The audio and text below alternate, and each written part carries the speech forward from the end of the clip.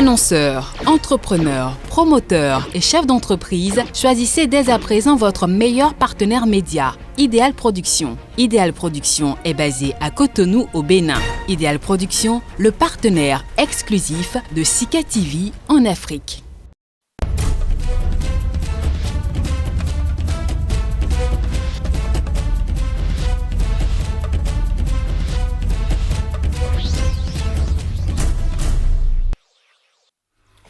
Les bureaux de vote ont ouvert depuis mercredi pour la présidentielle au Congo-Brazzaville, prévue pour se tenir le 21 mars prochain.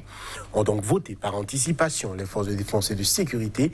Les militaires, policiers et gendarmes ont voté pour ce scrutin qui voit 7 candidats, parmi lesquels le président sortant, Denis Sassou Nguesso, 77 ans, dont 36 cumulés au pouvoir.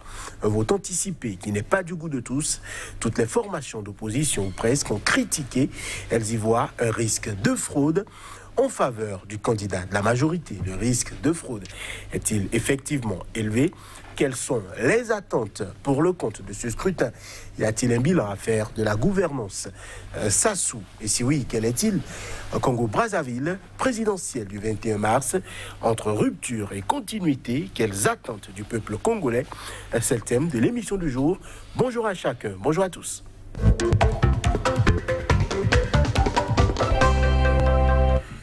Merci de nous préférer pour vous informer avec nous aujourd'hui. Emel Guérin, bonjour. Bonjour, M. Johannes. Vous êtes consultant en communication et gestion de crise. Face à vous, Lamine Tissé, bonjour. Bonjour, Johannes. Vous êtes écrivain, expert en communication politique. Lamine Tissé, ma première question est pour vous.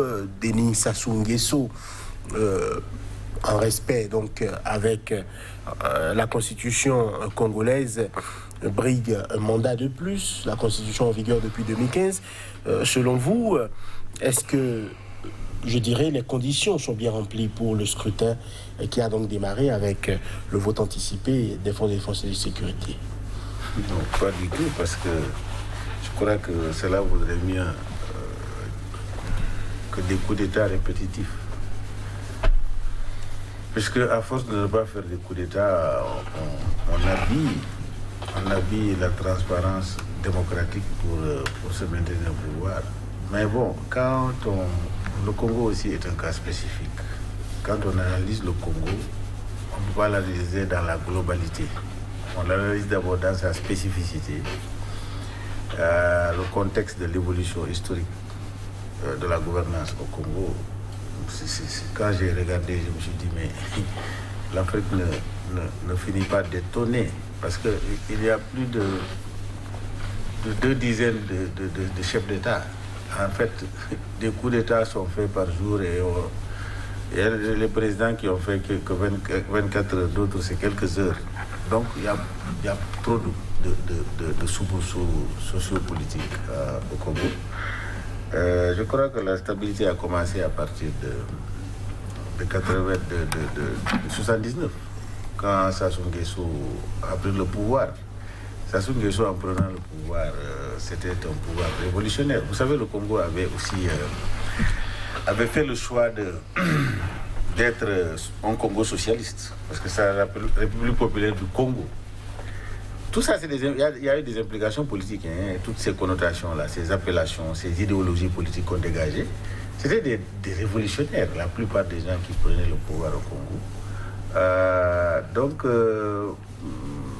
Sassou Nguesso, en 79, n'est-ce pas, voulait lutter contre l'impérialisme, la bureaucratie. Et quand vous lisez ces discours, c'était un monsieur qui était foncièrement révolutionnaire.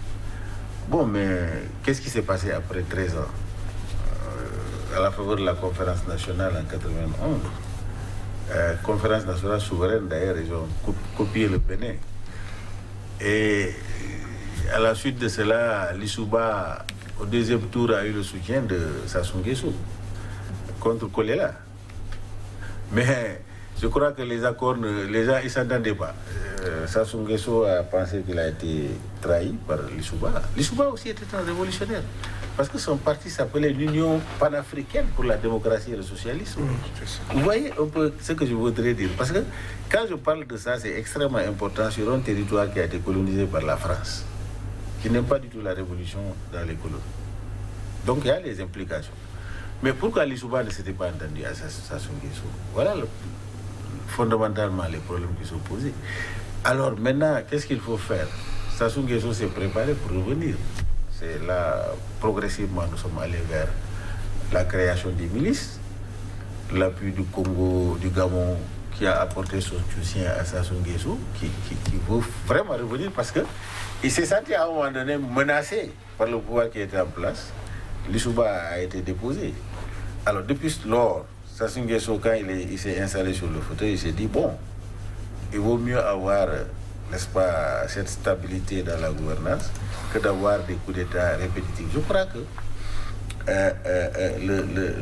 la mentalité du peuple, des populations congolaises ont évolué.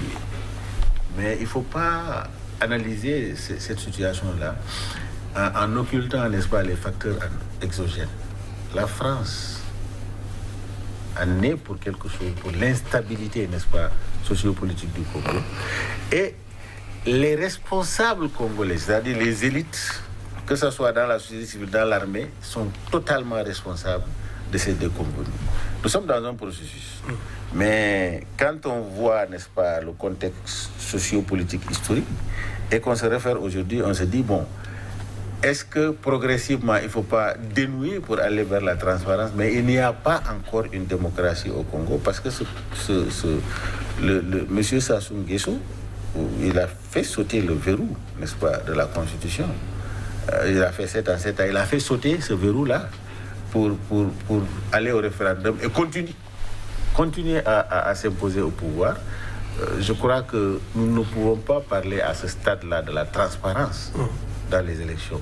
Il n'y a pas de transparence, d'autant plus que l'appareil d'État est contrôlé par Sassou. Les instruments électoraux sont contrôlés par Sassou. La preuve en est qu'en 91, après la conférence, il était au pouvoir, mais il a été battu. Il était 3e et Lissouba est venu 1er, suivi de Kolela. Donc moi je dis qu'il n'y a pas une transparence électorale. C'est sous cet angle-là qu'il faut analyser. Mais qu'est-ce qu'il faut faire face à cette situation? Alors, au vu de l'analyse de Lamine Cissé, on voit bien que le président Denis Sassou Nguesso représente, on va le dire, au moins une stabilité pour son pays. Non, je ne crois pas. Je veux d'abord revenir sur la transparence de ces élections. C'est une élection verrouillée. Et l'épiscopat congolais s'en plaint d'ailleurs. Il lui a été refusé le récépissé du ministère de l'Intérieur pour observer cette élection, ce qui est grave, suffisamment grave. La Commission nationale épiscopale congolaise est surprise de cette décision du ministère de l'Intérieur. On ne comprend pas pourquoi. Donc on ne saurait parler d'élections transparentes vu ce qui s'était produit en 2016.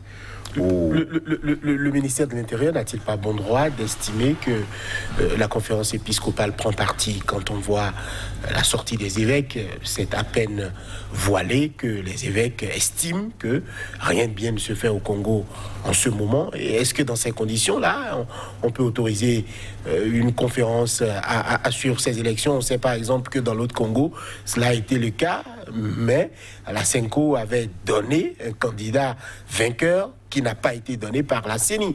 Tout cela ne participe-t-il pas d'une certaine instabilité des institutions qu'il faut essayer d'encadrer quand on est dans la peau du ministère de l'Intérieur? Vous savez, toute institution ou tout groupe social ou confessionnel n'est pas toujours neutre. D'ailleurs, la neutralité, pour moi, c'est un danger. Ça n'existe pas. C'est un danger. Quand on est un ou l'autre, on peut s'affirmer impartial. Et je ne vois pas pourquoi. Je ne pense pas que ce soit. Ça participe de la démocratie, du pluralisme que le ministère de l'Intérieur ose interdire à l'épiscopat d'observer, juste observer. Si vous êtes sûr de la transparence des élections, je ne vois pas pourquoi vous allez interdire à un groupe de ne pas observer juste ce que vous voulez faire. Ça reste un mystère. Pour en venir au contexte historique, je viens de dire que tout à l'heure qu'en 2016, nous avons vu ce qui s'est passé. C'est une élection contestée. Et la preuve, le général Mokoko et André Akombi sont toujours en prison pour atteinte à la sûreté de l'État. l'Amnesty International est en train de réclamer leur libération. Il y a aussi d'autres prisonniers de droit, de la défense des droits humains. Le général aujourd'hui, Denis Sassou Nguesso, est pour ma part un des symboles archétypales des potentats que cette hideuse et répugnante politique géopolitique appelée France-Afrique a installée et qui régente aujourd'hui le Congo. Ce monsieur a essayé de sortir aujourd'hui ce que nous pouvons appeler mieux vaut conquérir le pouvoir par les armes que par les urnes. Parce que la première élection démocratique qu'il a organisée en 92, il les a perdus face à Pascal Lissouba, qui était encore en cours de mandat quand il a déclenché une guerre civile d'abord, qui a fait de 5 à 10 000 morts et plus de 400 000 déplacés. Et aujourd'hui, comment vit le Congo aujourd'hui? Les routes sont dégradantes, la misère est ambiante, les caisses d'État sont vides. Alors je vous parle récemment, il a fallu que le gouvernement ait fait près de 200 milliards aux banques pour payer les retraités, les militaires retraités. C'est dommage. Pour un pays, l'un des pays les plus riches de l'Afrique, le pétrole, le fer, on en fait quoi? C'est ça, la corruption a gangréné la société. Il y a 70% de la population congolaise aujourd'hui qui vit à moins $1 par jour. La dette est à près de 103% du PIB selon les indices de la Banque mondiale. Et on me parle de la continuité dans le changement. Mais on se fout du peuple africain. On se fout des peuples parce que on gouverne par les âmes. Et je dis, mon doyen Lamine Cissé a dit tout à l'heure que Sassou Nguesso avait soutenu Lissouba en 92. C'est normal, ce sont des frères. Ce sont des frères. Je me rappelle en 97, pendant que la guerre civile avait déjà sévissé au Congo, et il y a eu un balai diplomatique pour apaiser les deux frères maçonniques. L'un du Grand Orient, l'un de la Grande Loge nationale française, Denis Sassou Nguesso. Ça n'a pas réussi. Ils ont même décidé de les exclure, chacun des loges, pour les obliger à s'entendre. Heureusement que Pascal Lissouba n'en est pas mort, mais c'est pour dire un peu comment la gouvernance fonctionne en Afrique, comment la France arrive à avoir la même mise sur tous les gouvernements, surtout en Afrique francophone. Donnez-moi un seul pays francophone où tout se passe bien en matière d'élection démocratique. Aucun pays francophone. J'ai vu Cameroun, il est toujours là depuis plus de 40 ans. Le Tchad, il est là. Et Alpha Condé, quelqu'un qui vient, qu'on se dit démocrate, voilà ce qu'il a fait. La Côte d'Ivoire. Je me rappelle même en décembre dernier, 2020, Sassou Nguesso était en Côte d'Ivoire lors de l'investiture de Ouattara pour son 3e mandat contesté. Et Ouattara aime bien l'appeler l'empereur. Et il s'en plaisait. Voilà la situation un peu du Congo. Et donc, pour ma part, c'est un pays verrouillé, c'est un pays en déliquescence. Et on me dit que je pensais, parce qu'il essaie, c'est pas pour rien qu'il a maintenu le général Mokoko en prison. Parce que c'est le seul qui pouvait lui tenir tête. Et il est en prison pour atteindre la sécurité. Et donc, ces chefs d'État sont avides. Bon, j'ai l'impression qu'ils sont assoiffés du sang. Ils mâchent du sang pour s'asseoir sur des fauteuils ensanglantés, malheureusement. C'est une impression que vous avez, ce n'est pas forcément vrai. Mais le cas de Sassou Nguesso, c'est ça. Il est venu par les armes. Il n'a pas été aux urnes. Il n'a pas battu Lissouba aux urnes. Il a fait une guerre civile avec l'appui de certains grands groupes économiques comme Elf et autres. C'est des accusations. Non, ce n'est pas des accusations, mais je peux vous donner des preuves. Vous savez que pour venir à Brazzaville, à Pointe à Brazzaville, il est rentré avec les troupes angolaises, officiellement. Je n'invente rien. Il vient de dire qu'il a reçu l'appui de Bongo. Vous savez, écoutez, d'abord, il y a une aberration totale. Quelqu'un qui est le beau-frère, donc le beau-fils d'Omar Bongo Ondimba, d'accord? On choisit Omar Bongo Ondimba pour la médiation. Parce que ça pourrait aller. Ça ne peut pas aller. Pour quelle raison on peut nous dire qu'il a pu déclencher une guerre contre un président démocratiquement élu? Ça n'a aucun sens. Moi, je me bats pour la paix, pour la pacification, pour la non-violence. On ne peut pas déclencher une guerre et faire des milliers de civils morts. Et vous trouvez que c'est normal? Mais je n'invente rien, c'est l'histoire qui est là, elle est têtue, elle s'impose à nous tous. Moi, j'ai juste la police de débat. Ce n'est pas. Oui, mais je n'invente ce que je dis, je n'invente pas. Je vous pose des questions pour vous amener à dire ce que vous pensez et à en apporter les preuves si besoin. Lamine Cissé, j'aimerais avoir votre avis. Est-ce que au moins on ne peut pas retenir la stabilité politique, tout au moins, avec après l'arrivée de Denis Sassou Nguesso au pouvoir? Vous avez rappelé le contexte historique. On sait qu'il y a eu beaucoup de coups d'État. On sait qu'il y a eu beaucoup d'instabilité. Il y a eu la guerre civile, comme l'a rappelé Emile Guérin tout de suite. Est-ce qu'aujourd'hui, au moins, il n'y a pas cette stabilité-là? Il y a des Congolais qui ont estimé que Denis Sassou Nguesso, c'est un gage de stabilité et de paix pour le Congo-Brazzaville, et qu'en cela, ils estimaient qu'il était toujours l'homme de la situation. Oui, vous savez, je dirais que, évidemment, de 79 à 80, avant la conférence nationale, 13 ans, il a fait 13 ans, parce que c'est lui qui a coupé ce cordon de coups d'État répétitifs. Ok, Sassou Nguesso, elle est revenue avec des idées révolutionnaires, tout ça là. Et vous savez, c'est pas lui qui a organisé les élections en 91, hein, c'est la conférence nationale, parce que cette conférence nationale était souveraine.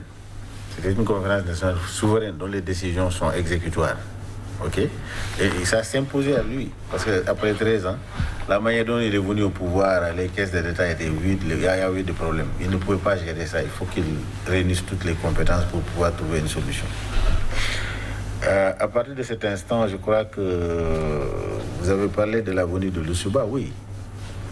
Soutenu avec 61, plus de 61%, il avait gagné les élections. Mais Loussouba était un révolutionnaire également, mais il n'a pas pu gouverner. Il n'a pas pu gouverner parce que finalement, Kolela et Denis Sassou Nguesso se sont mis ensemble pour perturber une motion de résolution. Ils ont fait tomber le gouvernement et ils ont dissous l'Assemblée pour organiser notre élection. Ces élections législatives, Pascal Lissouba a largement perdu. Donc, l'instabilité politique avait commencé à cet instant-là. Mais quel est le problème? Il faut que... Parce que Denis Sassou Nguesso se sentait menacé. Parce que Lissouba voulait couper le cordon ombilical de la méthode de gouvernance que Sassou Nguesso faisait.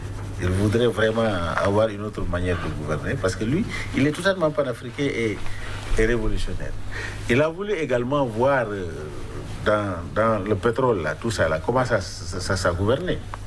Et c'est ça qui lui a valu tout ça. Là. Quand tu me dis qu'il y a des mains extérieures qui ont aidé Sassou Nguesso, je suis d'accord avec vous.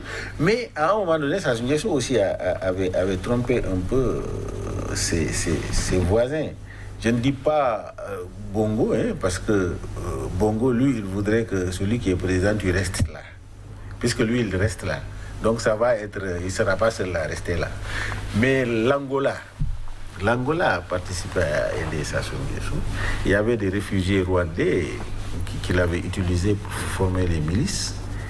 Mais sous Lissouba, l'armée avait refusé d'aller à la confrontation des milices de Kolela et de ce qu'on appelle les ninjas, je ne sais pas, les cobras et les cocoïs. Tu vois, c'était terrible. Donc il y avait la guerre civile, il y avait beaucoup de morts, comme tu l'avais dit. Bon, mais Sassou Nguesso, s'il revient, il s'installe au pouvoir, et qu'il va au référendum, il modifie 7 ans, et qu'il épuise cela, au cours de ces 14 années, il devait pouvoir créer ce qu'on appelle une alternance démocratique au Congo. Parce qu'il n'est pas le seul dans son parti politique. Il n'a pas créé suffisamment d'ouverture démocratique. Il n'a pas mis à l'aise l'opposition, les partis de l'opposition. Il n'a pas voulu créer une gouvernance inclusive. Tout se centralisait autour de lui. C'est lui, ça marche avec lui ou ça ne marchera pas. Donc, ce sont les conséquences que nous drainons. Est-ce que cela aussi est de la stabilité? Non. Moi, je pense que c'est de la stabilité du point de vue où les armes ne tonnent plus. mais c'est de l'instabilité du point de vue de conditions de vie des populations. Parce qu'il est impensable d'être un pays de 342 000 km², moins de 13 millions d'habitants. 5 millions. Non, ils ont dit les estimations, la statistique de 2020, ils ont dit c'est 12 millions. Non, c'est pas vrai. La statistique de 2012, c'est ce que j'ai lu. Mais alors, la richesse là, c'est-à-dire que la richesse dépasse les populations. Mais où vont ces richesses-là? La question se pose.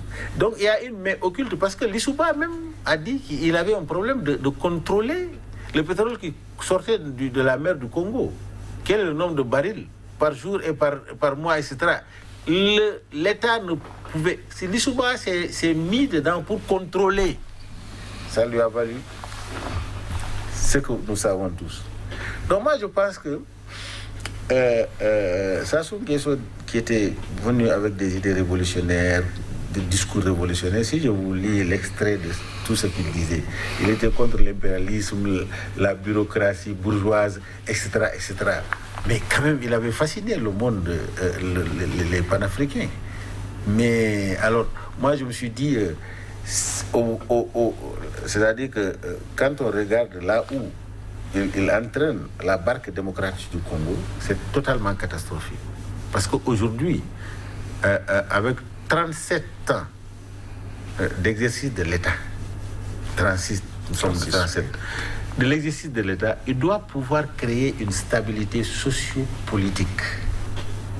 Mais tu as échoué dans la création de la stabilité socio-politique et tu as échoué dans la création de la stabilité économique. C'est un problème. Quel est son bilan aujourd'hui après 37 ans, après 36 ans? Donc moi je dis, le Congolais est en train de lutter contre la pauvreté, en train de lutter contre le système de l'éducation, en train de la jeunesse ne trouve pas d'emploi, etc. Ça, c'est-à-dire que le peuple congolais est terrorisé. Même s'il y a une stabilité, on ne prend pas les armes pour se tirer, mais il y a l'instabilité dans, n'est-ce pas, le quotidien du Congolais. C'est ça, cette instabilité-là, c'est-à-dire que c'est encore plus meurtrier, cette instabilité-là. C'est encore plus meurtrier. Donc, moi je dis, Sassou Nguesso, quand je fais son bilan, pour moi, il a échoué. Parce qu'il suffit de 5 ans au pouvoir, ou de 10 ans au pouvoir, pour pouvoir créer les conditions d'une stabilité sociopolitique et d'une démocratie stable. Mais si un chef d'État pense que c'est autour de lui que tout doit se jouer, et c'est ce qui se passe au Congo, parce que sinon il n'avait pas besoin de faire sauter le verrou de la Constitution pour se représenter. En ce moment où il faisait sauter la France et les autres l'applaudissaient, ils le soutenaient pour le faire. À cette même période-là, on est en train de lutter contre Kabila pour dire que son mandat est terminé, il n'a qu'à partir. Parce que lui, il a fait des réformes qui vont à l'encontre des intérêts de ces multinationales. De l'autre côté, lui, il dit, bon, ce que vous voulez, c'est comme ça que le monde fonctionne. Et ça, il faut le comprendre. Il faut que Sassou Nguesso comprenne qu'il n'est pas en train de conduire son pays à bon port. Parce que là, nous ne sommes pas encore sortis de cette spirale de l'instabilité, de l'insécurité. Hein? Parce qu'en fait, le trop plein fait déborder le vase souvent. Vous comprenez, au Sénégal, on s'est dit depuis 1960, nous, c'est la stabilité, etc. Regarde, ça explose. Parce que le peuple a subi, finalement, il ne faut plus subir. C'est extrêmement dangereux. Alors, 6 autres candidats face à Denis Sassou Nguesso, 77 ans. Pourquoi l'opposition n'arrive pas à créer l'alternance au Congo-Brazzaville? Mais je vous ai dit tout à l'heure que le système est verrouillé et on doit la répéter. N'y a-t-il pas de stratégie pour déverrouiller un système? C'est compliqué lorsque quelqu'un est là et que tout doit passer par lui et qu'il ne gouverne pas les âmes, par la peur. C'est ça qu'il est question. Je vous ai dit tout à l'heure qu'il est arrivé. Tout le temps que lui a pris le pouvoir, c'est pas les armes. Il ne connaît rien que le langage des armes. Et pour moi, rien ne justifie le fait qu'il ait pris les armes pour engager le Congo dans une guerre civile en 1997. Donc, il a tué la démocratie congolaise. Et ça, je voudrais revenir sur la manière dont les Occidentaux veulent nous enseigner la démocratie. Et c'est ça. Vous savez, Denis Sassou Nguesso, celui-là qui, en 2015, au moment où il avait engagé la réforme constitutionnelle, Hollande lui a rendu visite. Tout le monde pensait qu'il allait essayer de le dissuader, mais cela n'a pas été fait. Peut-être que c'est le contexte qui s'est passé, Sassou Nguesso l'a convaincu, et puis silence radio, plus rien. Il a fait passer sa révision, et puis il va rester, cette constitution lui permet de rester jusqu'à 88 ans, Sassou Nguesso. Donc il ne veut rien lâcher du tout. Et Dieu sait c'est ce qui va arriver. En 2031. En 2031, Dieu sait ce qui va arriver. Et c'est ça, c'est ce qui nous gêne aujourd'hui. Comment est-ce que l'Africain, surtout dans les pays francophones, veut s'éterniser au pouvoir?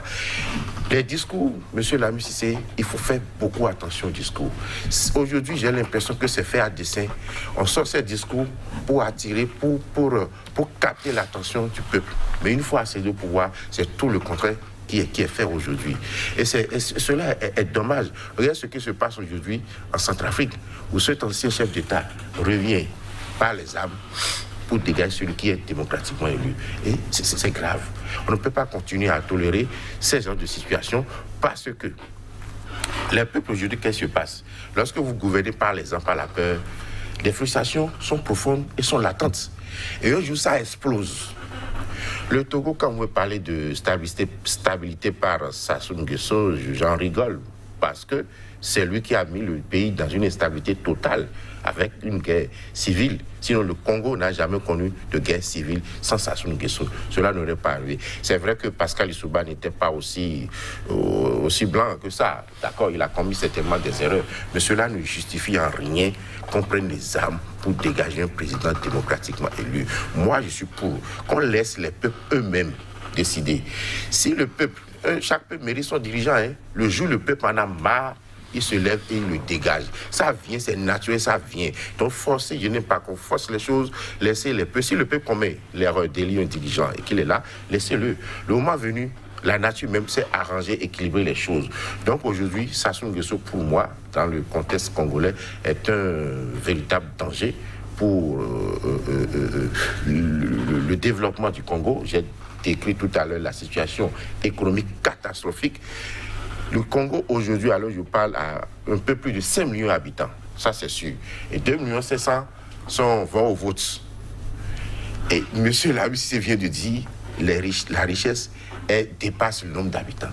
Mais comment comptons? Ça veut dire qu'il y a une volonté manifeste de ces dirigeants de maintenir le peuple dans la pauvreté pour mieux les soumettre.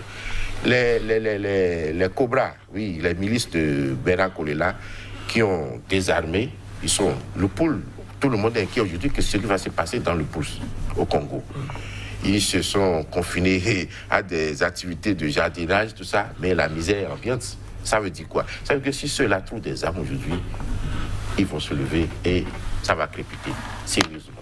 Donc il faut faire très attention parce qu'aujourd'hui, c'est vrai que Sassou Nguesso, c'est ces gens de dirigeants qui ont profité du désordre géopolitique mondiale pour se maintenir au pouvoir. Il n'est pas le seul dans notre zone francophone et presque toutes les zones francophones sont ainsi. Donc moi je pense que c'est un système au fait. Et ce système est lié exclusivement à la France. Il faut casser.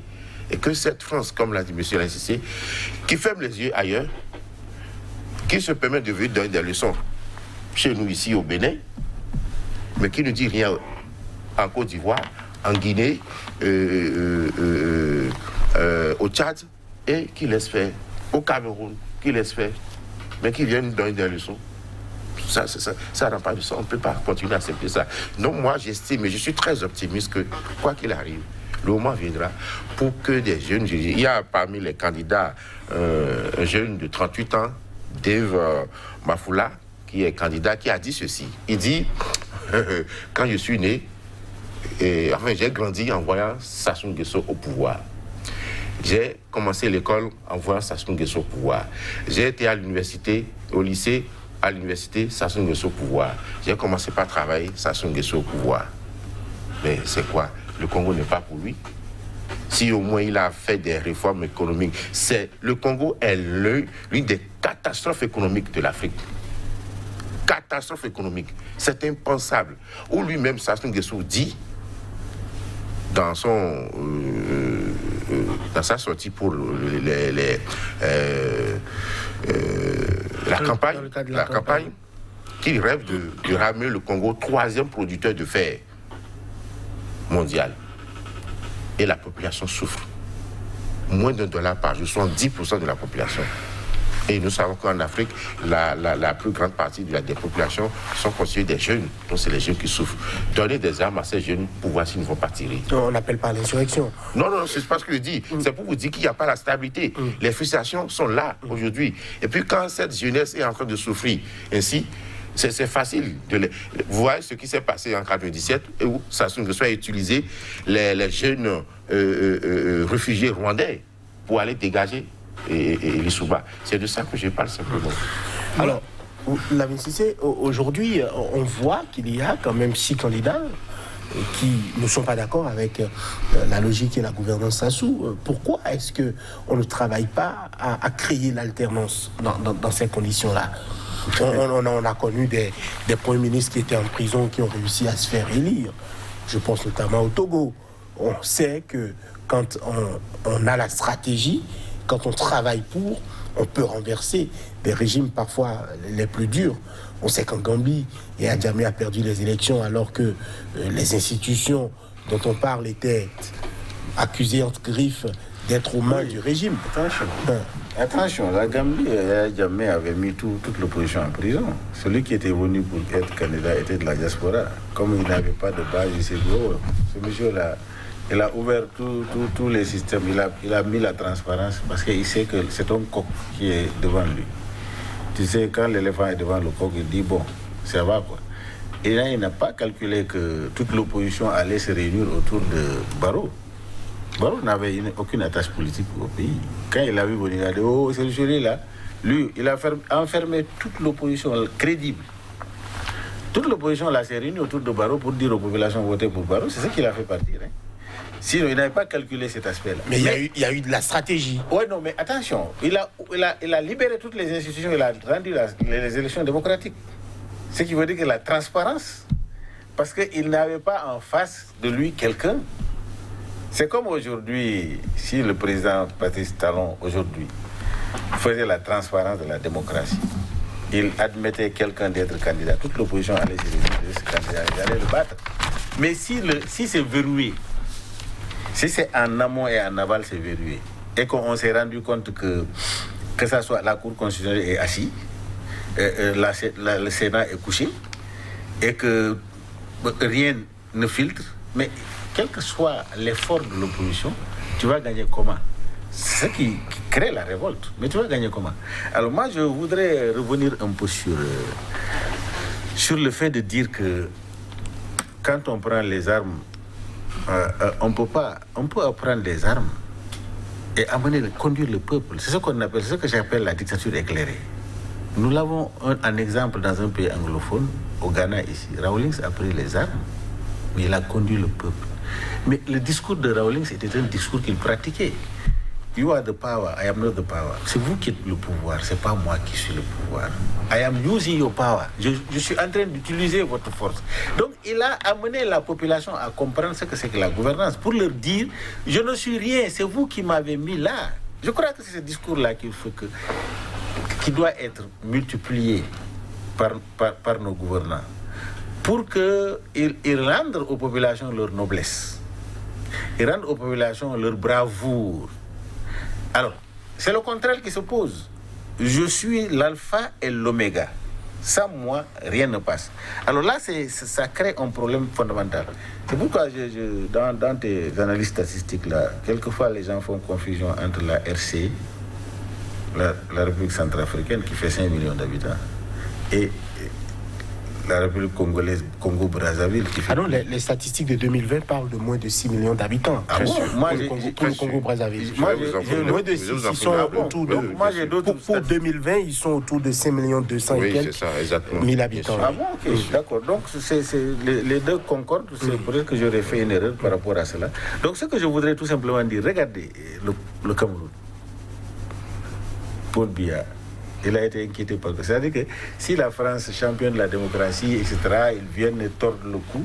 Mais il est très content au Congo, hein, parce qu'on est en train d'exploiter le bois, les richesses, etc. J'ai fait 3 fois. J'ai fait 3 mois là-bas, 3 fois successives. J'ai visité de gauche à droite, je me suis dit, mais c'est pas possible. Quand on voit les bois qu'on coupe au Congo qui vont à l'extérieur, mais c'est pas au Cameroun, je veux dire, qui vont à l'extérieur, c'est pas possible. Mais Paul Biya n'est pas inquiété. Hein. Il est là. Maintenant, ce manque d'inquiétude pendant toutes ces décennies-là, mais qu'est-ce que ça est en train de produire aujourd'hui au finish? Aujourd'hui, c'est quoi? Il y a des forces qui disent qu'il faut absolument que le Congo francophone et le Congo anglophone soient divisés. Ce symbole-là est très important. Le Cameroun, je parle du Cameroun. Ce symbole-là est très important. Hein. Anglophone, francophone. Donc ceux qui sont dans la partie anglophone comprennent que c'est le français. C'est les Français qui sont en train de privilégier leurs intérêts et d'appauvrir la population. De telle sorte qu'ils ont un anti-système français. Et les autres pensent que le système anglophone est mieux, il faut que nous allions dans la famille anglophone. Maintenant, il y a la confrontation. La confrontation qui se passe au Cameroun, c'est la confrontation de 2 civilisations, 2 concepts qui ne nous appartiennent pas. Parce que le Camerounais est Camerounais. Ils n'ont que des spécificités linguistiques, ils ont la même culture, etc., etc. Mais pourquoi la colonisation, alors, elle est mentale? Mais pourquoi la colonisation elle est mentale? Parce que si la décolonisation n'est pas économique, ce qui veut dire que la colonisation est mentale, il y a un problème qui se pose.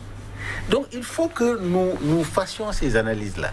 Nos pays francophones gouvernent, il faut que la France prenne la hauteur, parce que là où nous allons, dans 5 ans, 10 ans, la France serait très, très impopulaire dans ces colonies, parce que les populations, la révolution va commencer. Et la révolution est en cours. Donc c'est pourquoi je rejoins un peu le Sénat français, qui a déjà produit un document, qui a alerté l'État français pour lui dire de changer de comportement de gouvernance dans les colonies. Sinon, ils vont. C'est-à-dire que c'est pas le peuple français. C'est ce que j'ai dit tout simplement. Nous marions avec eux, nous sommes ensemble, nous aimons le peuple français. Mais le système français est un système qui détruit économiquement. Vous voyez, ça crée ce qu'on appelle la migration. Et cette migration-là, eux, ils ferment leurs frontières.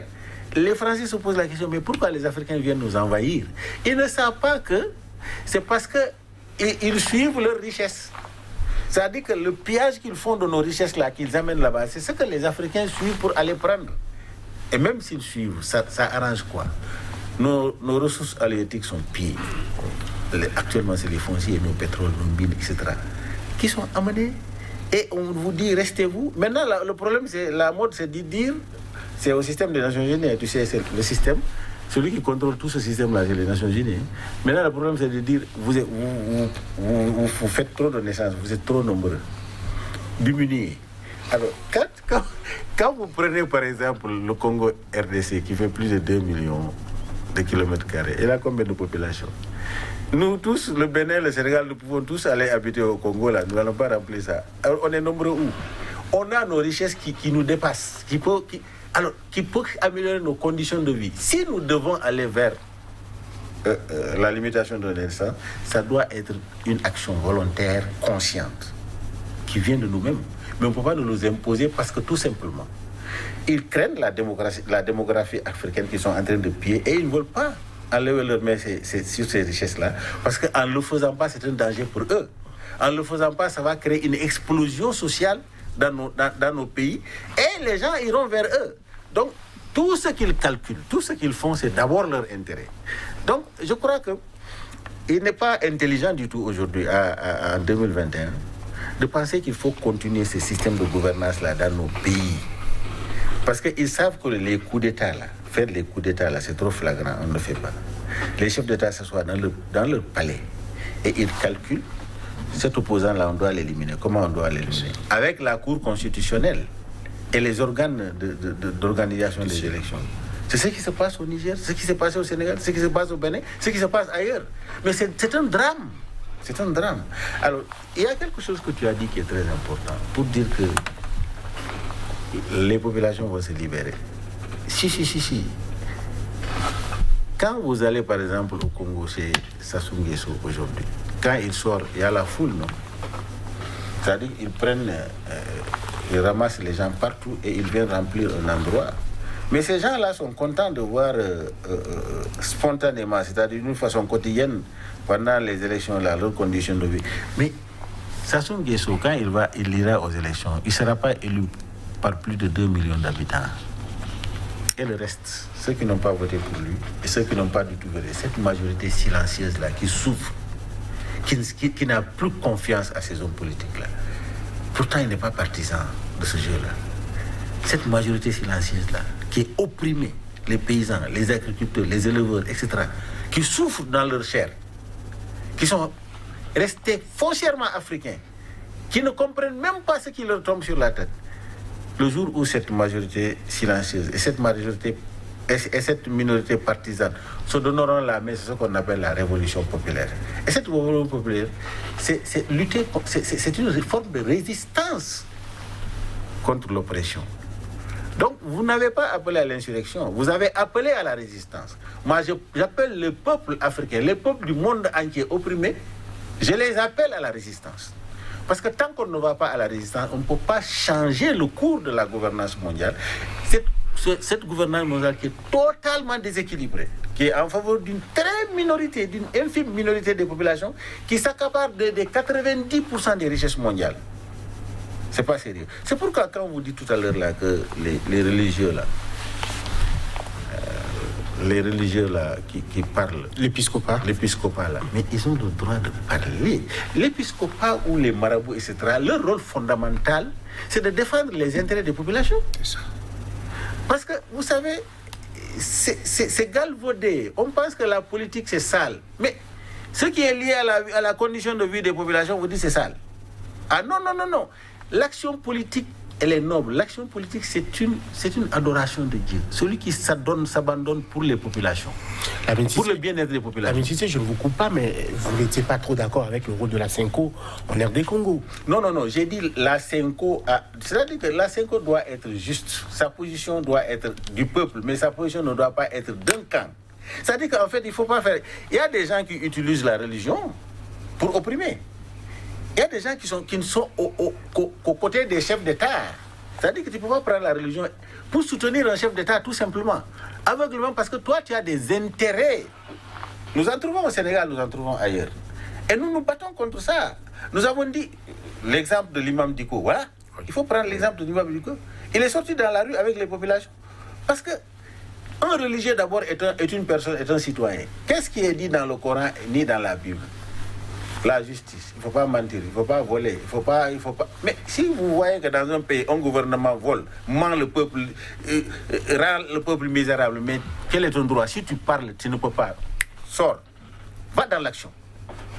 C'est aussi prêcher, c'est aussi l'adoration de Dieu. Parce que tu es en train de faire... Pourquoi la Bible et le Coran, c'est quoi? Dieu, est-ce que c'est pour Dieu ou c'est pour nous? C'est nous que ça... C'est notre problème que ça règle.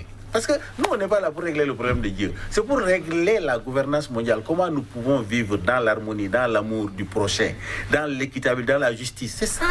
Le Coran et la Bible est là pour ça. Si le politicien vient, il dit, quand je vais prendre le pouvoir, je vais gérer votre bien. Le bien qui ne lui appartient pas, qui appartient à ce peuple-là.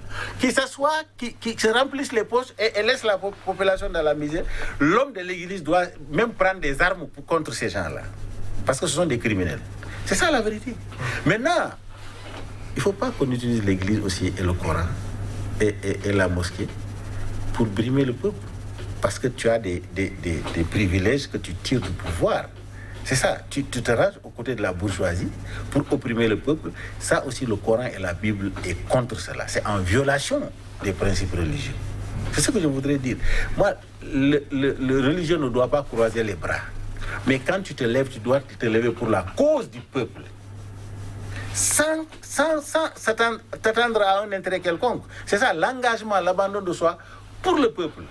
Parce que ce travail-là, c'est le chef d'État qui doit le faire en premier. Président de la République, à qui une partie de la population t'a confié d'une convention de la démocratie. On dit c'est toi qui es notre patron. Donc on a confiance en toi. Et quand c'est pourquoi il y a beaucoup de nos chefs d'État qui doivent être tombés sur qu'on doit pendre. On doit les mettre au poteau. Parce qu'ils ont trahi le peuple. Dans leur action, ils ont trahi le peuple. Quand tu t'assois au pouvoir, tu penses que la population t'appartient. Et les richesses t'appartiennent. Et tu en fais ce que tu veux, tu es un criminel. Alors, Emel Guérin, par rapport à l'opposition, on voit beaucoup de candidats qui sont d'anciens ministres, aides de camp, généraux, des gens qui ont collaboré, qui ont profité, eu donc des avantages du pouvoir congolais. Est-ce que la crédibilité de l'opposition ne se pose pas aussi dans ce type de personnage-là, dans ces candidats-là, auquel le peuple ne s'identifie pas forcément? Est-ce que cela n'est pas aussi cela? Parce que quand vous avez un leader éclairé, et quand vous avez quelqu'un qui vous croyez, vous avez la possibilité de vous lever et de vous mobiliser pour déjouer les pronostics. Non, je ne crois pas. Je vous ai dit tout à l'heure que le système électoral actuel au Congo est verrouillé.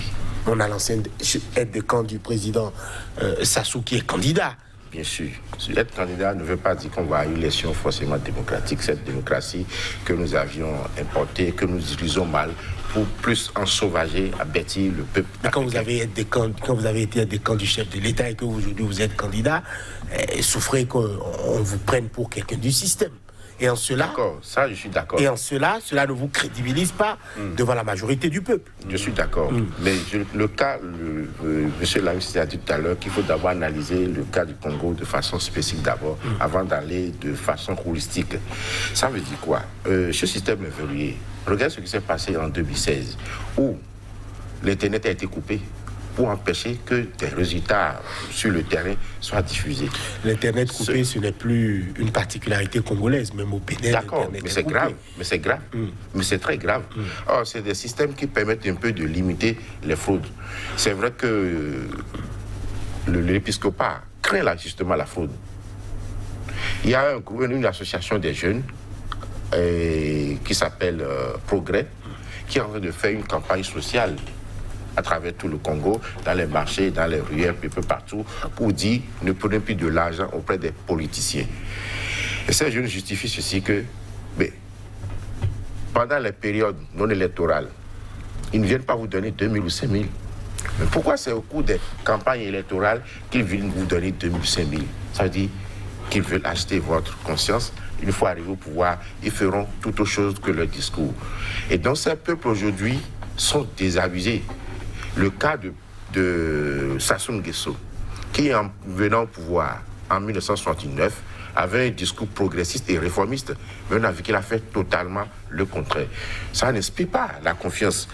Le cas du Ghana, vous savez que c'est un pays anglophone. Et c'est ça la question.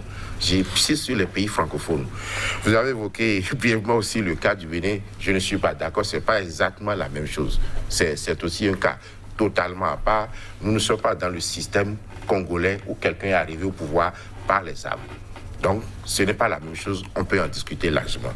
Vous savez, je trouve qu'il y a une hypocrisie autour du concept selon lequel on pense que les religieux ou le spirituel ne peut pas s'inviter à la gouvernance. Je vous donne quelques exemples. Lorsque, au Bénin, par exemple, le président élu prête serment, il prête serment sur les membres de nos ancêtres. C'est quoi les membres de nos ancêtres si ce n'est pas la spiritualité? Vous voyez? C'est quand ça les arrange. Et nous voulons copier ça de la France qui, pendant plus de 1000 ans, s'est vu dirigé par le Vatican. À l'époque, pour élire un roi de France, c'est le Vatican qui approuve, qui vient célébrer le mariage du roi et tout. Il y a la présence.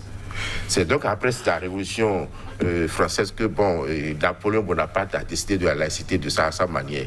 Mais ça ne règle pas le problème. Ils sont toujours là, ils font de l'hypocrisie. Et donc moi je pense aujourd'hui que André Malraux a dit ceci: la civilisation est tout ce qui s'agrège à la religion. Or, il n'y a pas de peuple sans civilisation.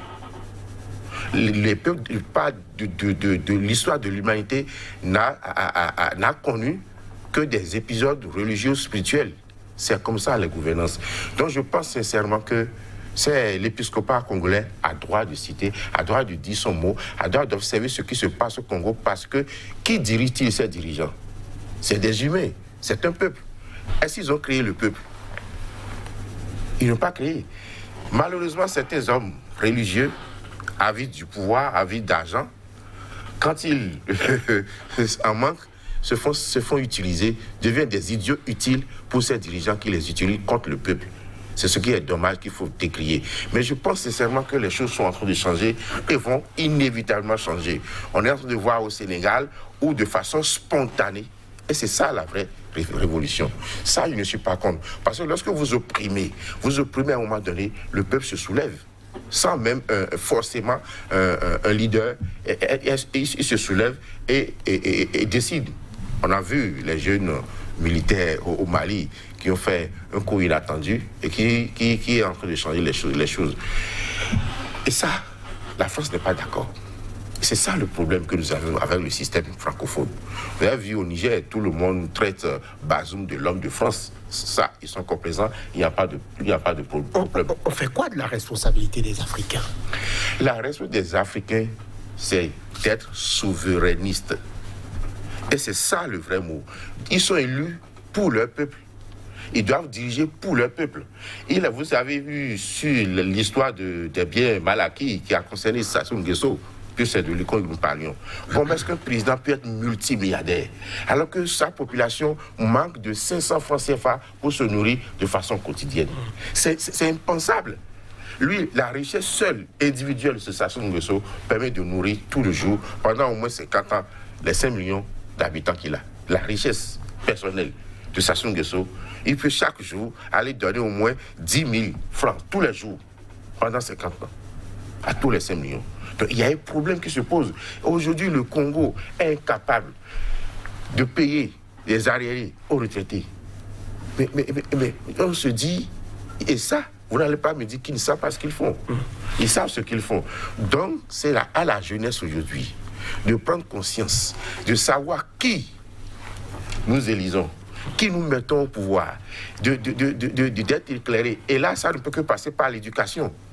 Mais vous le disiez aussi, on voit des gens qui tiennent de beaux discours, mais quand ils sont dans le fauteuil présidentiel, c'est ça la réalité. C'est là où je voudrais en venir.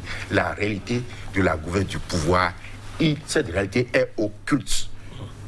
C'est pourquoi quelqu'un vient, il tient un discours merveilleux, il vient au pouvoir, et puis il passe à côté, il fait autre chose. Alors, le PADS, vous en parliez, le parti de Pascal Lissouba est aujourd'hui la principale formation d'opposition dans le pays, n'ira pas donc à cette élection présidentielle. C'est un parti qui propose un schéma de transition et un scrutin en 2023 sans le président Denis Sassou Nguesso. Votre réaction? Évidemment, je crois qu'il sait de quoi il parle. D'ailleurs, je crois que mon co-débatteur, tu m'as mal compris. Je n'ai pas fait une comparaison entre le système congolais et béninois. Tu as parlé de verrouillage du processus électoral. Et j'ai dit que ce verrouillage-là se fait en Afrique. Au Sénégal, on a vu. Au Bénin, on a vu. C'est ce que je suis en train de dire. Ce verrouillage-là permet à qui de gagner les élections?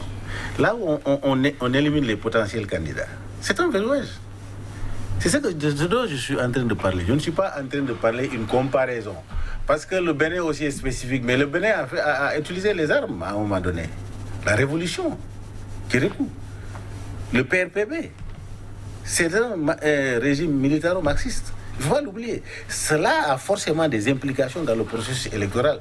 Mais attention, ils ont utilisé les armes pour, après, être dans la réelle politique et conduire les populations vers la conférence nationale des forces vives de la nation, comme Denis Sassou Nguesso l'a fait en 91, après 90 ici. Mais qu'est-ce qui s'est passé finalement? Le Bénin était cité comme le modèle de la démocratie. Mais aujourd'hui, est-ce qu'on peut citer le Bénin comme le modèle de la démocratie? Nous sommes toujours en démocratie. Non, mais quand même. Non, je dis pour moi, tu es libre de le dire, mais pour moi, un citoyen panafricain qui a vécu depuis 87 ici, aujourd'hui, le Bénin n'est pas dans la démocratie. Ça, il faut dire, c'est Dieu qui nous regarde. C'est très discutable. Le Bénin n'est pas dans un système de démocratie du tout. c'est du reculade de la démocratie. C'est pas du tout. Parce que les instruments électoraux, les instruments de la démocratie ne sont pas libres et indépendants. Monsieur Lancier, vous faites... Et qu'on ne peut pas, non, on ne peut pas, d'une façon unilatérale, avoir une assemblée où il n'y a pas de l'opposition. Tu dis que nous sommes en démocratie. Mais ça, c'est quoi? On a une assemblée où il n'y a pas de l'opposition du tout. Vous dites, on a 77 communes, il y a combien de maires de l'opposition? Vous dites que là, on est en démocratie? Revenons au Congo. Il n'y a pas de consensus dans le processus électoral. C'est ça la démocratie? Tant mieux. Mais en tant que panafricain, je n'attendais pas ça de toi. Alors, ce que je voudrais tout simplement dire est que il faut des cas, par exemple, ce que Pascal Lissouba a dit, c'est une solution. Parce que normalement, Denis Sassou Nguesso ne doit pas être candidat. Et la Constitution l'autorise. Non, c'est-à-dire qu'en fait, la Constitution, une Constitution que tu tailles à ta mesure et tu changes comme tu veux. C'est pourquoi j'ai dit, le fait qu'il saute le verrou de la Constitution, il amène le mandat à 700, il a épuisé cela, il va continuer encore. Normalement, pour une stabilité sociopolitique, il devait faire preuve de sagesse. Ça, c'est une bonne proposition parce que le parti de Pascal Lissouba sait qu'en partant à ces élections-là, c'est pas la peine, c'est pour mettre, comment dirais-je, Denis Sassou Nguesso au pouvoir, c'est tout. Parce qu'il ne contrôle rien du tout, hein. Il sera élu, ça, il n'y a même pas... Alors, au préalable, on sait celui qui va être élu. Au préalable. Dans un processus électoral, au préalable, on sait celui-là va être élu. Et ce n'est pas basé sur ses performances économiques, sur la stabilité sociale, etc. Rien du tout. Mais on sait qu'il va être élu parce que c'est lui qui contrôle tout. C'est lui qui a l'argent. C'est pas une démocratie, ça. C'est ce qui est dramatique. Et c'est ce qui se passe dans nos pays francophones. Tu le disais dans tes analyses, etc., etc. Mais moi, j'ai mal dans ma peau quand je vois le Bénin dans ce balbutiement-là, ça fait depuis 5 ans. Et on est en train de me dire que c'est discutable. C'est-à-dire que ce n'est pas discutable au Congo, ailleurs, mais au Bénin, c'est discutable. Ah, non. Alors, Emel Guérin, par rapport à la proposition de l'UPADS, qu'est-ce que vous en pensez? Est-ce que c'est une option à envisager aujourd'hui, faire une transition sur le président Denis Sassou Nguesso? Et si oui, comment réussir cette transition-là? Non, je crois que c'est impossible et il le sait que Sassou Nguesso l'accepterait. C'est vrai qu'il lui offrirait en 2 ans de plus. Donc, dans 2023, organiser une transition, ça ne peut pas passer. Il n'accepterait jamais cela. Et il le sait très bien. La preuve, le dimanche prochain, le 21 prochain, il y a élection. Ça veut dire que sa proposition, il a accepté et n'est pas possible. Mot de fin. Oui, mot de fin. Vous me permettez juste 1 minute pour dire que... Vous n'aurez pas 1 minute. C'est vrai. Ok, je vais essayer rapidement. Vous savez, je suis surpris que vous qui avez auréolé la dernière fois Alassane Dramane Ouattara, étant un très démocrate, panafricain, vous pensez que c'est mieux que dans mon pays au Bénin? Je dis c'est très bien discutable. Voilà. Nous allons. Je ne suis pas en train de dire que tout va bien. Emel Guérin, c'est très discutable. Emel Guérin, voilà, on vous aura compris. Nous allons sans doute vous rappeler sur ce plateau-là pour faire un débat, pourquoi pas contradictoire. Vous êtes Emel Guérin, donc consultant en communication et gestion de crise. Face à vous aujourd'hui, l'ami Cissé écrivain, expert en communication politique. Merci de nous avoir suivis. À bientôt pour notre numéro d'angle de vue.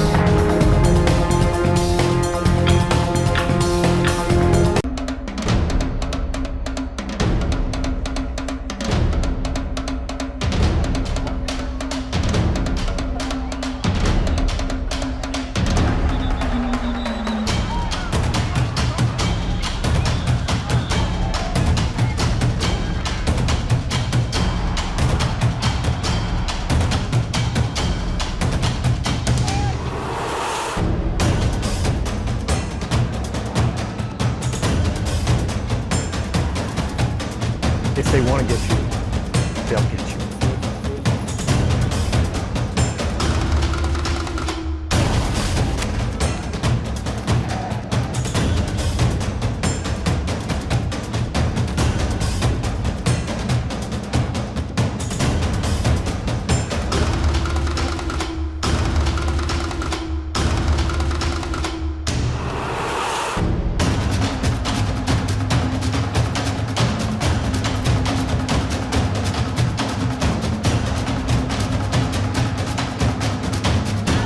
Restez informés à chaque instant sur SICA.